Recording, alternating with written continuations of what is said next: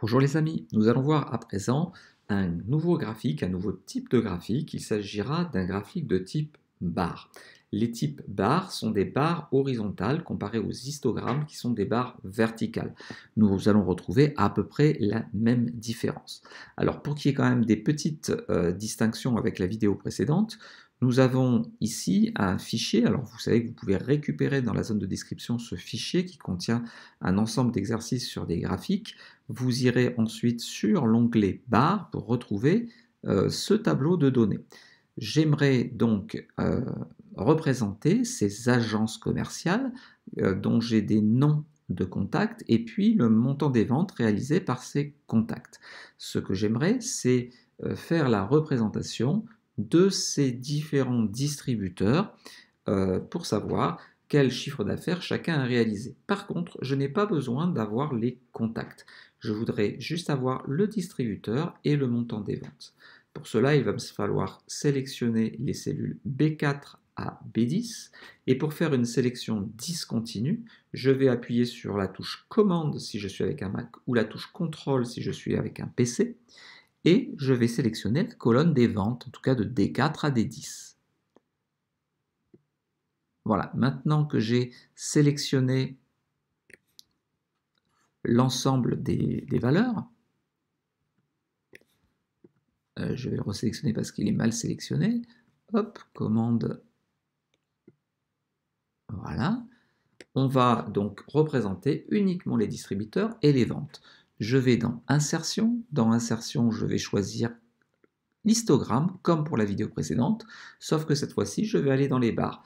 Barre 2D ou barre 3D. Je rappelle que en 2D, c'est plus précis, donc c'est tout ce qui concerne l'aspect financier sera en 2D.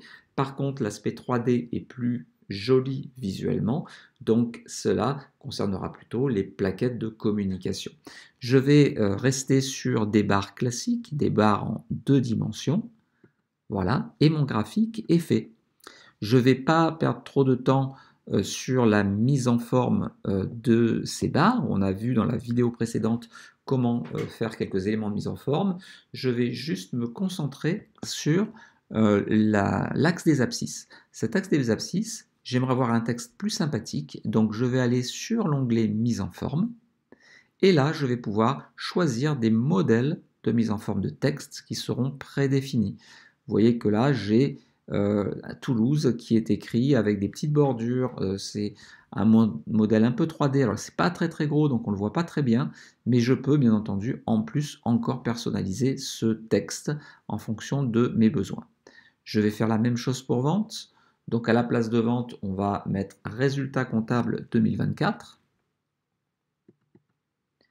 Résultat comptable 2024.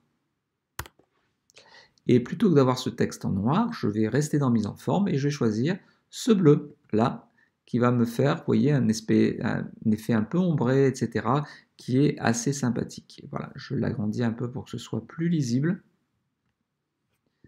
Et vous voyez que là, il y a vraiment un effet sur le texte qui est assez joli. Je vais essayer de rajouter quelques éléments. Imaginons par exemple que là, je veuille rajouter le montant du chiffre d'affaires réalisé. Je vais donc sélectionner la série de données, je vais faire un clic droit et je vais aller rajouter format de la série de données. Comme ce que je veux faire, c'est quelques éléments de mise en forme, pardon, c'était donc dans création de graphique, je vais ajouter un élément graphique et je vais aller dans étiquette de données. Je vais prendre la dernière option et vous voyez que par défaut, il me rajoute le chiffre d'affaires réalisé.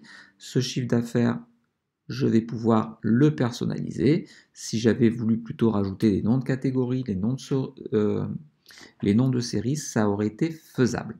Mais ces montants-là me conviennent parfaitement. Je vais juste rajouter mise en forme. Je vais faire la même chose et je vais le mettre en bleu. Vous voyez, comme ça, j'ai une présentation uniforme de mes éléments.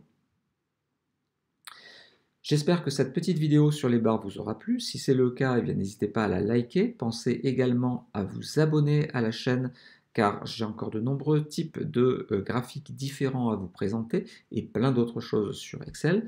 J'espère aussi que vous pouvez apporter des commentaires dans la zone de description pour que j'enrichisse ces exercices et qu'ils soient plus intéressants pour vous.